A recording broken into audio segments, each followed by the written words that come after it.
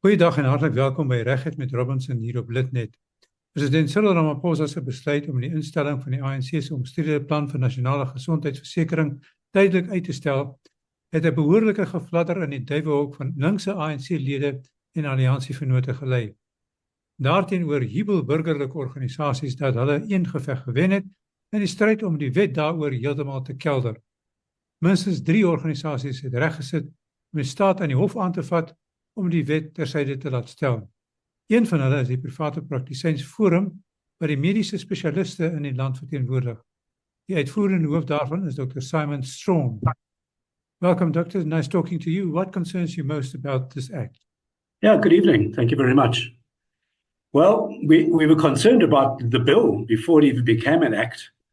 And with the bill itself, we were really concerned about it not being the vehicle to achieve the goal of improving healthcare, of achieving universal healthcare access, because of we really believe that it's unworkable, financially unaffordable, and that because the building block of any successful health reform and any successful universal health access or coverage has got to be a very secure infrastructure, health care resources, health technology. In other words, the public sector needs to be robust and able to deliver a service. If you don't have that foundation on which to build it, you're never going to achieve good universal coverage. And secondly, to remove the capabilities of a functioning private sector to assist in achieving that goal, that's in fact scuppering the whole thing, and you're not going to achieve it without using the capability and functionality, administrative potential, health personnel within the private sector. And then obviously we're also worried about how this affects our ability as healthcare professionals to deliver the service that we are trained to do and what we're passionate about doing. The accreditation process, the governance of the scheme, the treatment protocols, the medico-legal implications, and how all of this ultimately doesn't in fact enhance access to quality healthcare, but has a really real risk of providing poorer access to poorer healthcare. So that's really what we were worried about with the bill. So we've participated in this process right from when the Green Bill was first presented and made submissions on every platform that's been made available, both written and by presentation. And even not only have we cited the problems we had with the bill, but we also, in our annexures, actually offered alternatives. And when we realized the process was unfolding and it got to the National Council of Province stage, we submitted to the National Council of Provinces. When that was passed, I then put together the South African Health Professions Collaboration. And you've probably seen on the media this group representing 25,000 healthcare workers. And we put that together to try and see if we could get a consensus of healthcare professionals. So as you correctly said, my organization represents predominantly specialists, but the collaboration represents specialists, GPs, public and private sector. And we actually put together a really well-written submission to the president in December last year, highlighting all of the constitutional concerns with the bill and asking him, please don't find the pen. Please don't sign it. There are problems here. And we know what transpired there.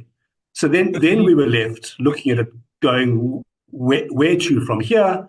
And that's when the legal process started. Do you think he deliberately didn't want to speak to you or listen to you?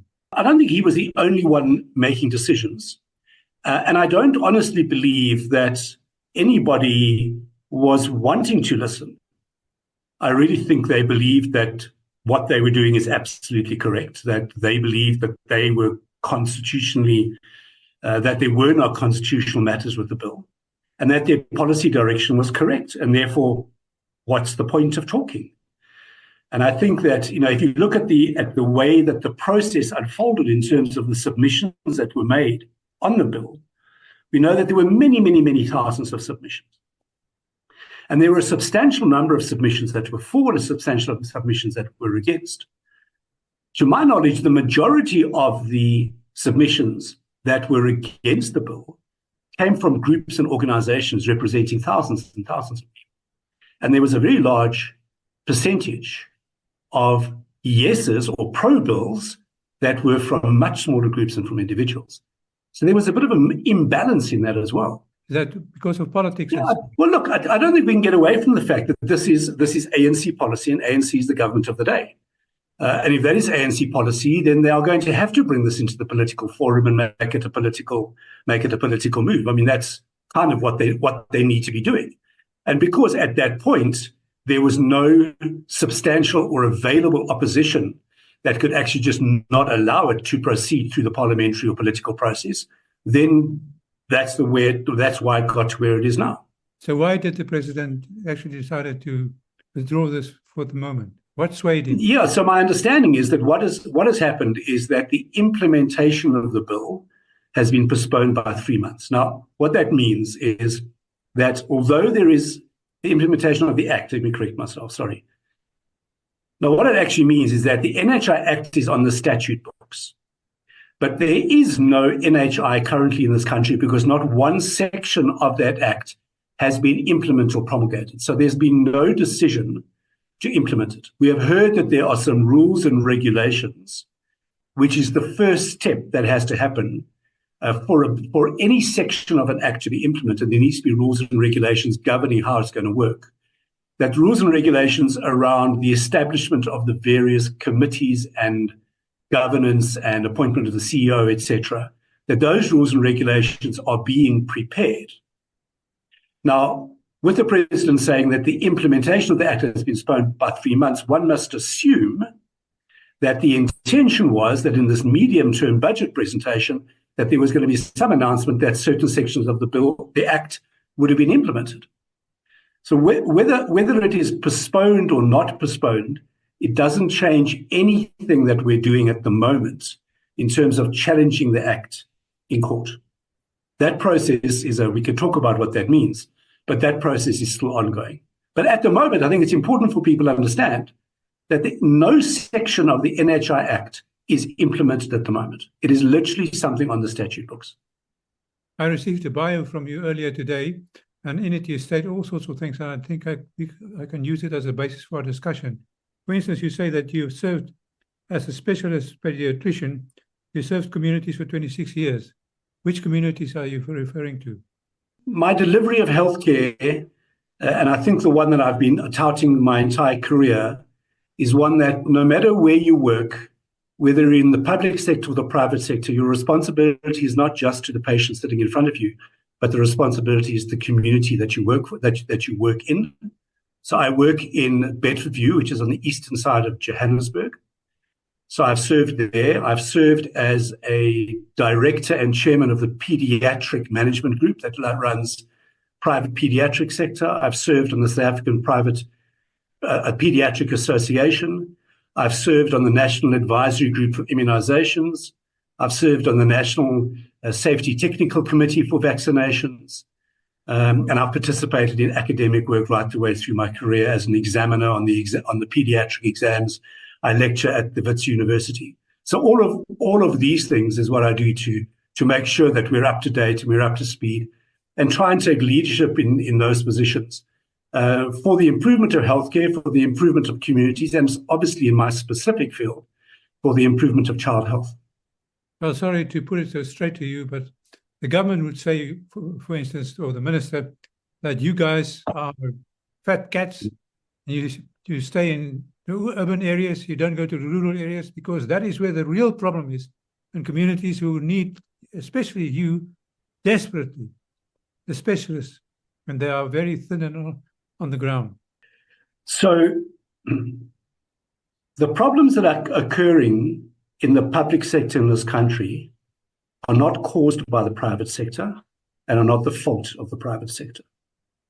Governance of healthcare, good fiscal discipline, good demographic spread of infrastructure, facilities, and healthcare personnel in the public sector is the duty of the government of the day. That is their responsibility. They should not have to be applauded for it. That is their duty to do that. So that's the first point. The second point is there are many of us who work in the private sector who would have loved to have stayed in the public sector. But we know what happens in the public sector, even at the moment. The posts are frozen. There are no jobs.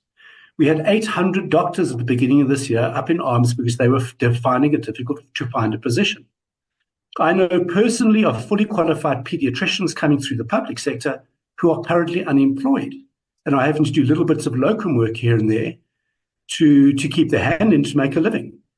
So as I said, the problems that are happening in the public sector are not the private sector's fault. In fact, a lot of the issues taking place in the private sector, and we put our hands up and go, yes, we do need change in the private sector. Yes, the cost of healthcare is exponential, but a lot of those reforms can only happen when regulations are changed and governance is put in place, which is again the duty of the government of the day. Now, the last point on this is in terms of your suggestion about why do we all congregate in the urban areas and why don't we move out? Well, again, to go back to healthcare reform and universal health coverage, we need to understand that healthcare is but one aspect of the social determinants of health. The others are employment, sanitation, infrastructure, roads and transport, etc., etc.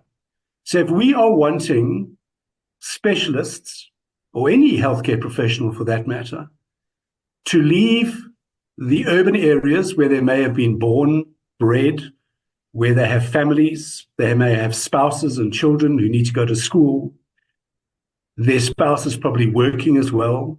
If we're needing them to go to less well-served locations in the country to practice as specialists or as doctors, well, we need to make those places in the country amenable for them to go and live, to move their families to go and put roots down, to ensure that there are roads and electricity and telecoms and IT services, etc., to actually make those systems functional. That's what needs to be done. We need to be looking across the board at those social determinants of health and saying it's not just healthcare. It's the entire infrastructural and development and technology and energy services and security services in the country that need to be upgraded to get the health system to actually work. So it's a broken system already, and it's hardly possible to build on a broken system. Is that what you're saying? Well, the system is in dire straits. We all know that. You know, we just have to look at it every day in the newspapers. Sure, we've come out of load shedding, and fantastic, congratulations. That's what the country needs. But now so many areas of the country are battling with water supply, and roads are still a problem.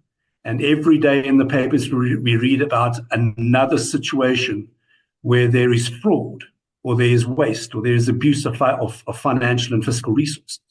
Corruption. Corruption is a problem. It says here, Simon is an advocate for the most vulnerable little people in our society. So you've touched upon some of these things, but what would this advocate for vulnerable little people tell the minister if you could meet him? I would tell the minister that the way to really achieve health reform is to understand from the people on the ground who deliver healthcare exactly what the needs are and how we solve for those needs. And one of the biggest reasons why healthcare professionals have taken the stance that we have in terms of having to challenge this in court and having to get into media and speak our minds is because we really feel like we've not been heard. And to hear the rhetoric that, to use your word, that we're fat cats sitting in the private sector, I mean, that is so far from the truth. Sure, I mean, we have an absolute right to earn a living, to be reimbursed appropriately for our years of expertise, and for the quality of healthcare. Sure, I mean, that's an absolute given. But are we in here to pillage and plunder and to destroy the system and to put fat money in our pockets. We really do have the interests of our patients at heart. And that's really what the message is. So let's sit down as doctors. Let's try and put the politicking aside for a second. Let's sit down as doctors, as caring healthcare professionals, with the large groups that we have represented in these organizations, and let's hear on the ground what we need to be doing. You also say you are passionate about the access to quality care for everyone. The government would support that absolutely 100%. But how is it possible? Quality care for everyone. Yeah, that's right. So this is part of the problem with the bill and the act, is it is so vague on what it means with using those different definitions, like what is quality care? We don't even know what the basket of care is. They talk about, the talk is about primary healthcare. I mean, how far does this stretch? So when we talk about quality healthcare, what we're trying to say is that you can get healthcare where you need healthcare. We don't, and nowhere in the definition of universal health coverage does it say that healthcare has to be free. It just says that it has to be at the least financial hardship. So you need to create a system where you incorporate the private and the public sector into the solution.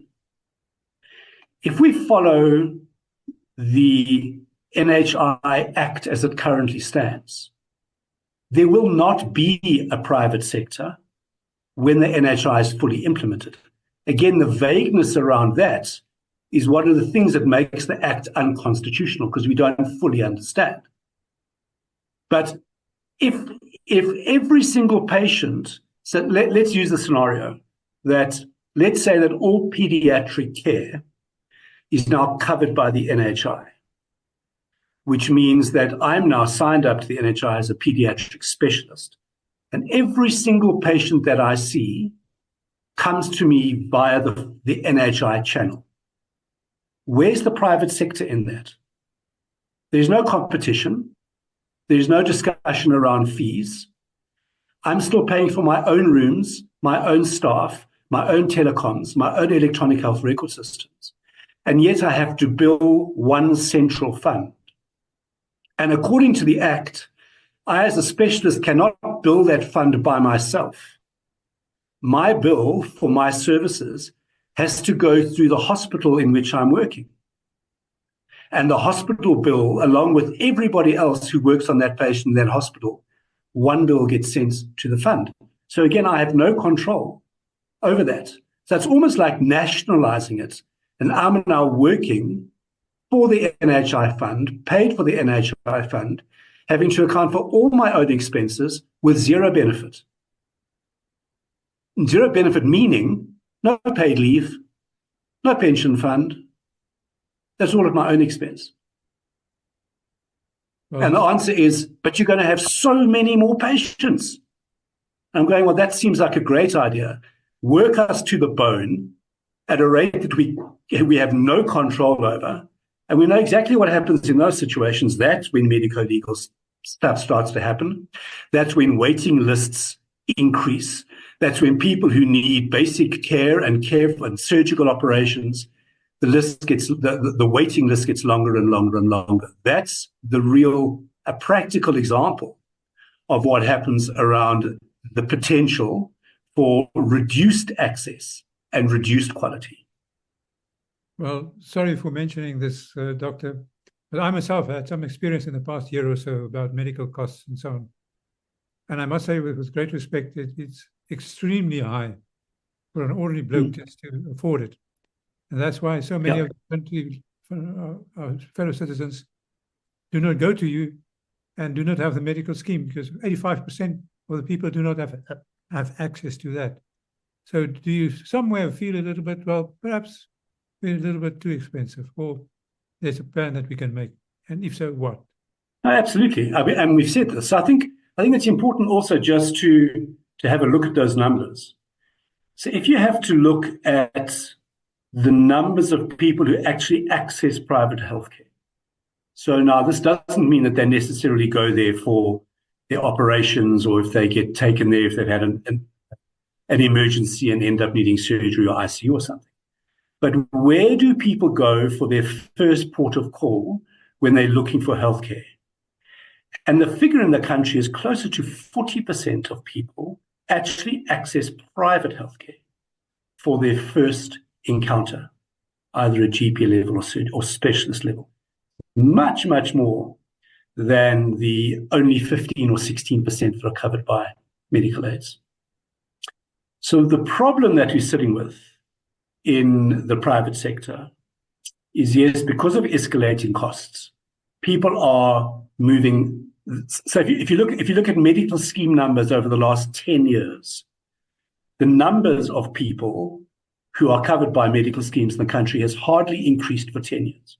That's the first issue.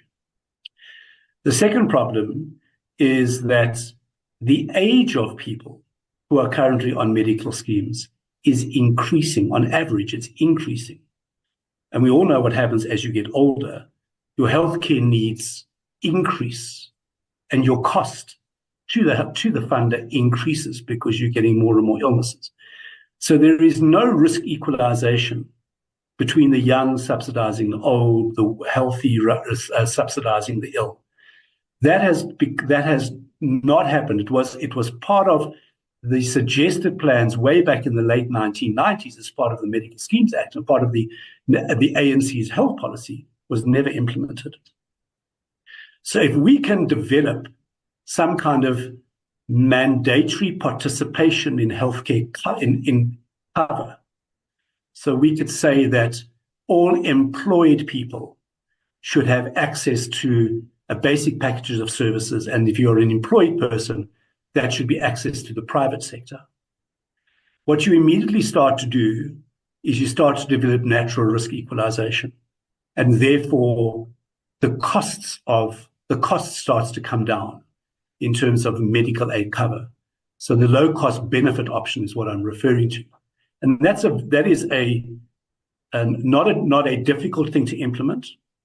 It has the potential of bringing another 10 million South Africans into the private sphere for healthcare, which means every beating heart that comes into the private sector is no longer responsible on the public sector for that healthcare that they receive.